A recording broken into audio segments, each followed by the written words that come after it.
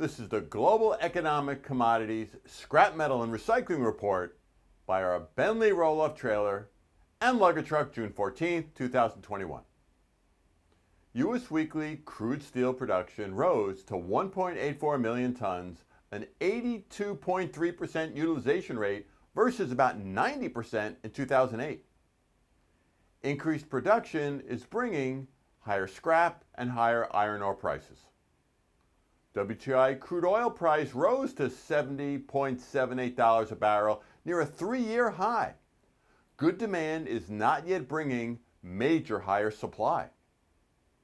The U.S. weekly oil rig count rose to 365, still down 77.3% from 2014's high. Higher prices are slowly bringing a higher rig count. U.S. weekly crude steel oil production rose to 11 million barrels a day, down 15.5% from pre-COVID. Higher prices should bring higher production soon. Scrap steel number one, HMS price is stabilizing at about $461.67 a gross ton as higher global demand is bringing higher prices.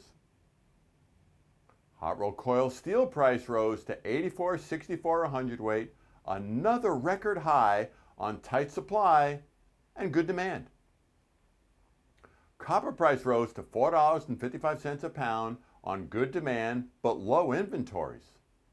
The demand increase includes the U.S. public buying more bullets for guns.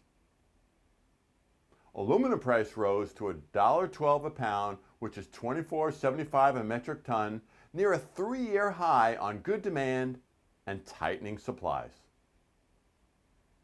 Canadian Q1 production capacity utilization rate increased to 81.7%, the highest since Q4 2019 pre-COVID.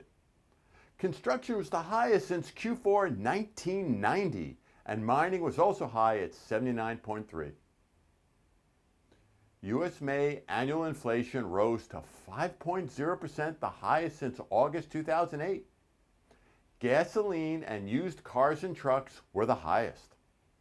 This was mainly caused by rising annual demand coupled with labor shortages.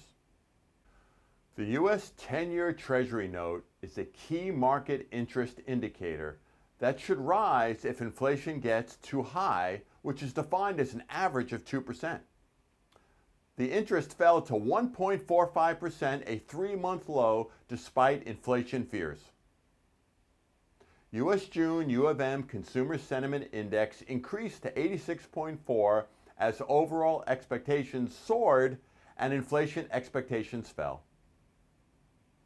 U.S. April open jobs report rose to 9.286 million, a new record as hotels, food, and manufacturing had the most openings. U.S. weekly initial unemployment claims fell to 376,000, the lowest in nearly 15 months, which documents a broader economic reopening. Wall Street's Dow Jones Industrial Average fell 276 points to 34,480 on inflation fears mainly caused by supply and demand imbalances. Severe labor shortages are driving productivity, which is helping profits and stock prices. As always, feel free to call or email me with any questions, and we hope all have a safe and profitable week.